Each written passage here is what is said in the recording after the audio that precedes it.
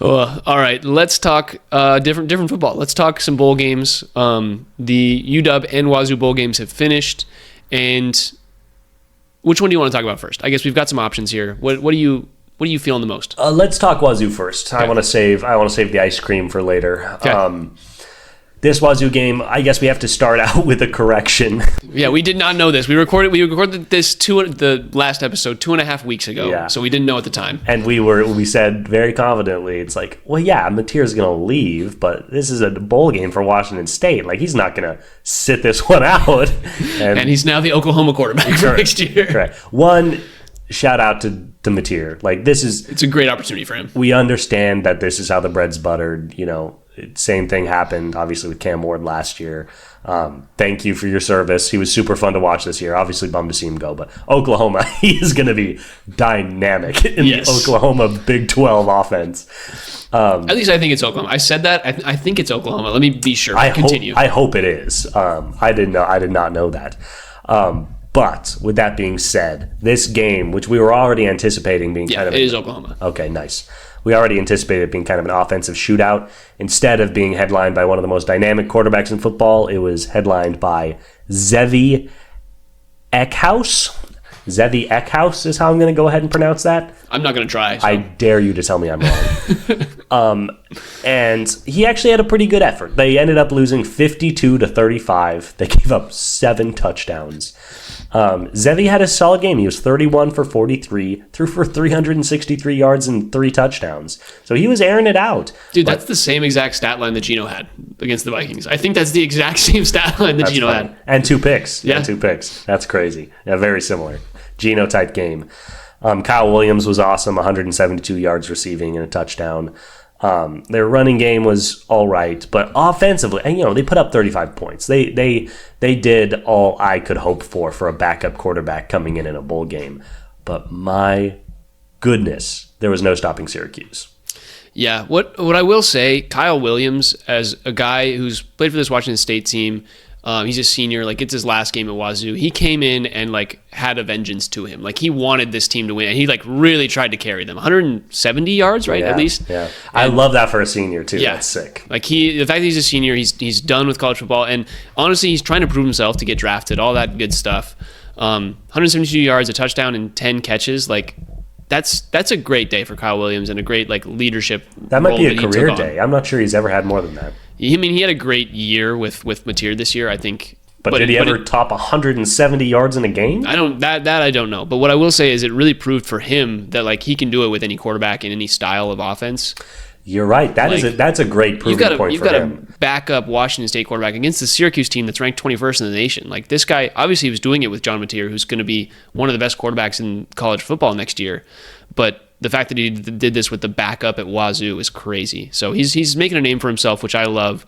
And yeah, to keep this game, to score 35 points in this game after Mateer leaves is very impressive. I was just kind of blown away with Washington State. After I heard Mateer was gone, I was like, okay, they're going to score 14 points and Syracuse is going to score 35. And yeah, their defense sucked. That's happened the entire season. But they put up a fight, and that's what you can ask for in this game. 100%. I just want to shout out Syracuse because this was not part of the credit goes to Syracuse, part of it's Washington State's defense sucked, but these just 2 stats that make it so evident. Syracuse, their 2 leading rushers combined for 20 carries and 160 yards. So they were averaging 8 yards per carry on the ground. 8. Their quarterback also threw for 450 yards and 5 touchdowns. So when those 2 things are happening, you're not going to win the football game. No. That's just complete offensive control. That's like back in 2016 or whatever, when it was Jake Browning at UW and we were scoring 56 points a game. That's those kinds of numbers that the Syracuse team put up. So yeah, you're just not going to win the football game if that happens. Kyle McCord broke the all-time ACC record for passing yards in a season this year. Congratulations to McCord.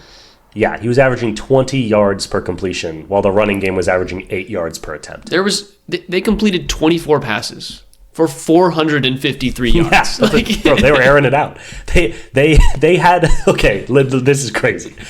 They had a player with 5 receptions who averaged 22 yards per reception. Like, he didn't have two receptions for 44 yards. He had 5 receptions for 110 yards, 22 per reception. Second best on the team. They had a guy with 4 receptions, 145 yards, 36 yards per catch. That's insane. They had 5 receivers with an over 25-yard reception. Yeah. Like, it was just an insane day for Syracuse's offense. Insane. And obviously, Wazoo's defense needs to improve, and that will be addressed this offseason. I'm sure their defensive coordinator is going to get fired, which sucks for him. Sorry, boss, but you were just not good at your job. Your team didn't have the proper pieces for you. I don't know what it is, but you're going to get fired. Yeah, and you know, shout out to Syracuse. This was probably the best offense Wazoo has played, other than maybe Boise, depending on how you feel about their offense. But 10-3 Syracuse is going to finish as a top 20 team in the country, kind of where we were hoping Wazoo would be. But Kyle McCord, man, vet, love that for him. Yeah. Cougars, what that does mean, and I hate to say it, it's a bummer. This was still a fun season to watch. They end their season. When they beat Utah State 49-28, we thought they could have a 1-loss season and have an outside shot of making the college football playoff. Since that moment, they've lost 4 straight games to end the year. Finish at 8-5. That's disappointing. A disappointing end to a very fun season. Yeah, I think we were just happy for them to be where they were, and obviously looking at where a team like SMU ended up when it comes to the college football playoff, like Wazoo did not belong in the college football playoff, even if Mateer was playing all that good stuff. Like, their defense was just bad enough that any team would have dropped 50 points on them, and this was just kind of that proved it to us. It does suck that they ended the season at that record, but it was still something that we kind of expected once they started losing. Like, this is just kind of where their season was bound to go. And the wheels just kind of fell off. They were kind of a magical team through the first 9 games, and then the wheels fell off the magic carpet ride. Yep. They did not win the Pac-12. That was crazy. Yeah. Goes to the Oregon State Beavers. All right, we can stop with the pity party. Let's talk about something that is actually pretty exciting. Super exciting. This is going to be our favorite loss to discuss probably all year. And that was 35-34 UW Huskies loss to the Louisville Cardinals. I'll let you start. Man, so I was texting my boy after and during this game. And honestly, I was tweeting. If you're not following the Twitter, follow the Twitter, because I do try and tweet during important and fun games. Love that. Check X. Come on, man. It's not 2019. It's called X now. Listen. He wasn't tweeting. He was Xing, guys. Check him out. Damon Williams Jr. Has the potential, and let me hold on before I say this. Let me read a text that I got from my friend during this game about Damon Williams Jr. He said, he just sent me an Instagram reel. He said, Damon has UW GOAT potential. Oh, he said that. That was the first thing he said to me. No pre-context to that. He sent me that during this game. He said, Damon has UW GOAT potential, and I am on that train. Like, Damon Williams Jr. as a player, as a true freshman, comes in and has this type of game after the pick 6 that he gives up on like the first play of the game. I don't remember if it was the first or it was definitely the first series. Drive of the game. It was first drive. Yeah. I don't remember if it was first. It was the first pass. His first pass goes for a pick 6, and then he comes back and leads this team with 4 touchdowns in the air to Giles Jackson and 1 rushing touchdown. Yeah, almost 400 yards in the air as well. Just an absolute awesome breakout performance for this young kid. I should say it was such a good game that I finally learned how his name was actually pronounced. I've wanted to say you Desmond. You said Desmond Williams every single time we talk about it. And then I was looking, and that's like, is it Demond? And it's like, no, Damon Williams. That's so sick, man. He's electric. Size not as big as I'd like, 5'11", 187, but he is dynamic in the way that we talked about John Mateer being dynamic, and that is, he really showed in this game that he has a big cannon arm and some good accuracy. And clearly, based on the game plan, they're planning on using this guy and his legs in a very real way in this offense. 26 for 32 for 374 yards and 4 touchdowns. Excellent game through the air. That's a better game. What's the name of our starter? Will Rogers? Yeah, it was Will Rogers. That's absolutely a better game than any game Will Rogers had all season. Dude, I mean, DeMond Williams Jr. had more yards passing than the Cardinals had all game. That's crazy. But he carried the ball 20 times. Yeah. 48 yards and a touchdown. He had that one beautiful run for the touchdown, but he really wasn't very effective rushing the ball. Maybe because Louisville was kind of prepared for them to be leaning on that. Yeah. But clearly, when he had only 12 more passing attempts than rushing attempts, they're planning on using this guy as a dual threat quarterback. And if he can be doing both at the level that he was throwing the ball today, yeah, Michael Penix with wheels, baby. Yeah, dude. So what DeMond Williams Jr.'s play style does, he ran a lot of RPOs, and he ran a lot of like quarterback designed runs, or quarterback keepers off of an RPO kind of thing. It basically makes the defense have 10 guys on the field, because there's always a guy that has to watch DeMond Williams Jr. And he's just like the linebacker that has to sit there, and it opened it up so much for Giles Jackson in this game. And Denzel Boston got injured at one point during the third and had to come out. But I like watching this team. Kaleki Latu had a really good game in terms of like he played kind of just like Jack Westover from last year. Jeremiah Hunter had a really good game. Obviously, Jackson, 4 touchdowns, 160 yards was great. But just like the way that DeMond Williams Jr. plays, obviously he's not going to average 5 yards a carry, but he's going to be the threat because he can get you 15 yards in a scramble. Like we saw it happen. He can get you those yards, and so that is like the cool thing that it opens up. And it was just very impressive. He's, like I said, true freshman, and he's learning the decision-making process. Like this was his second real start, and his first one, he was sacked 10 times against the number 1 team in the nation. It's like it's not even a real game for him at that point. He's just getting the reps. This was like he's getting the reps and proving himself in a way that I think is very impressive. Super impressive. He was super dominant, and I can't believe we've gone as far as we can without mentioning the Giles Jackson all-time senior year. That's how you end the That's year how you end your career. Yeah. Unbelievable. 160 yards and 4 touchdowns. Who's the last? Do me a favor and do a quick Google search. I'm on it. Yep. How many receivers had 4 touchdowns in a game? Just absolute insanity. I just want to shout out Giles. He's had a great year. He's going to finish the year with 900 yards receiving and 7 touchdowns. This guy he has played 6 seasons of college football. He's a super senior. He's gotten some eligibility things to stay playing. First 2 years in Michigan and then 4 full years at Washington. And this year was, part of its opportunity, but just a massive breakout for him. In his previous 5 years combined, compared to this last year, he had more receptions this year than the last 5 combined, more yards than the last 5 combined, and twice as many touchdowns as the last 5 years combined. So just clearly his best football year as a college player. Mm-hmm. So exciting for him after, 6 years of playing this sport to really be able to step up in a meaningful way on a solid team. Yeah. And to cap it off with just an all-time monster performance. He had more touchdowns in this game than the rest of the season combined. I mean, a lot of that was because Will Rogers and Denzel Boston had a real connection. Yeah, 3 touchdowns in the college football season's not a bad season. We came into this season and Giles Jackson was going to be our, kind of our secondary weapon, and you and I both thought Denzel Boston would be a big piece of that.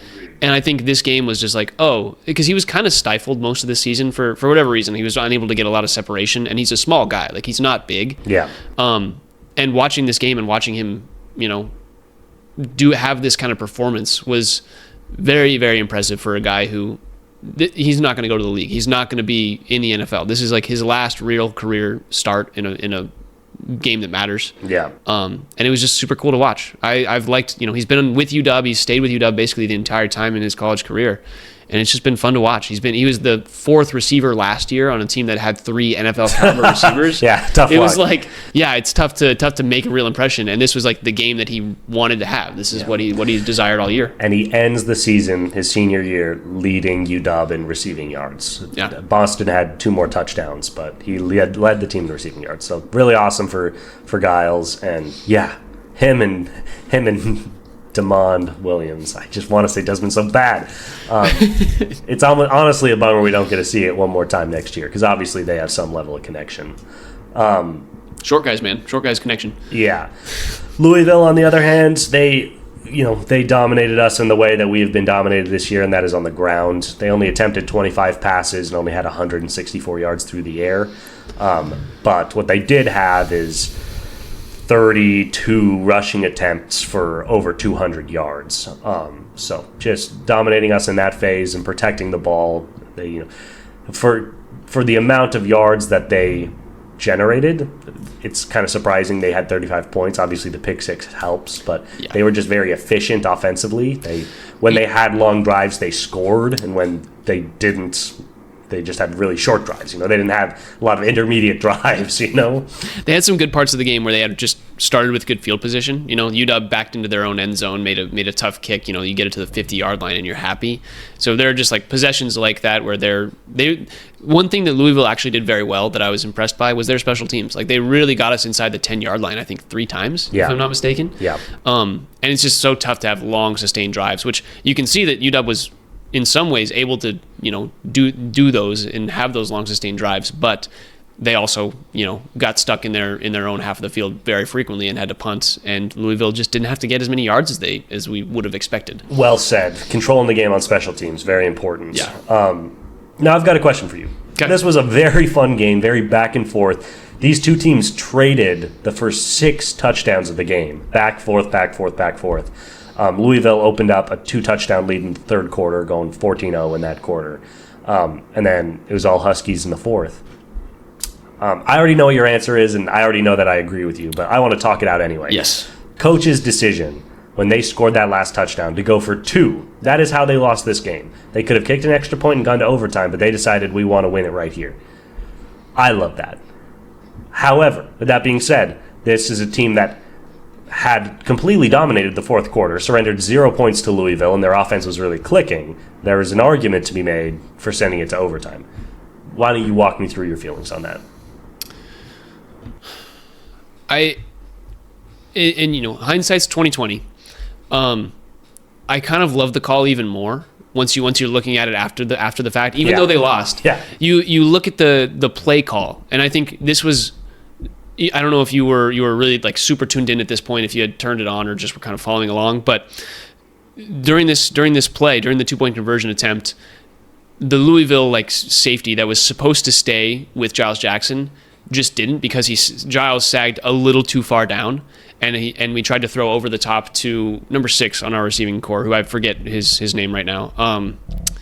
Let me pull it up just so. Jeremiah Hunter. He tried to throw it to the back corner for Jeremiah Hunter, and the safety that was supposed to be on Giles just sank back and just with the tip of his fingers, sorry, I got way too far away from the microphone, with the tip of his fingers just barely snagged that ball. But if that guy had stayed with Giles, if Giles had moved up just a little bit, he was wide open. It was the perfect play. If Damon throws it a foot higher, it's the perfect play.